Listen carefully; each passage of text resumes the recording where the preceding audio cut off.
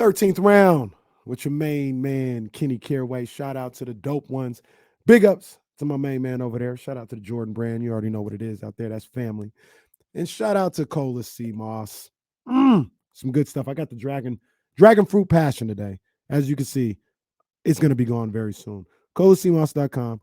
Go cop that. Some good stuff. More of the fallout from potentially the fight of the year between Gervonta Tank Davis and Ryan Garcia. Gervonta with a 7th round TKO of Ryan Garcia. And the what happens in boxing all the time is the conversation shifts to what's next or who's next. And let's start with Ryan Garcia because his is a little more clear. He says he's moving up to 140. I think that's a good move for him. And like he mentioned himself, I got to build some wins up.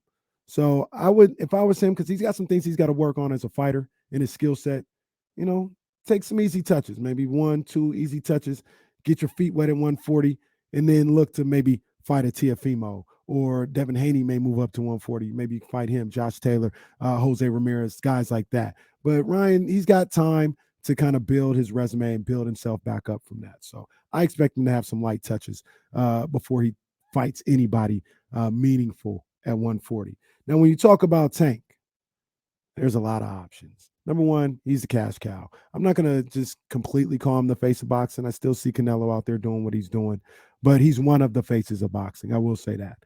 And when you look at Tank and what he has at his disposal, everybody wants to see one of two fights.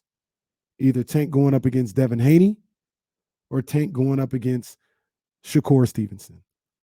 And I'm on record of saying nobody from 130 to 140 beats Tank Davis. I mean that.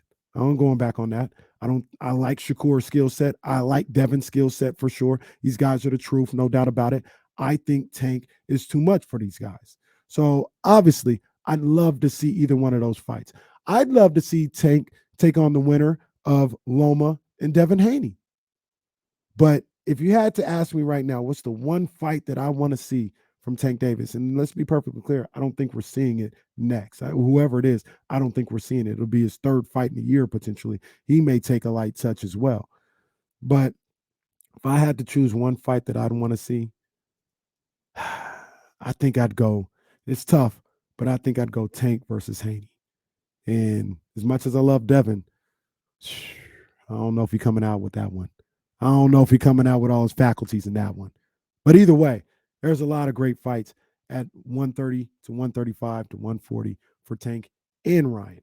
Hope to see him soon. That's the 13th round.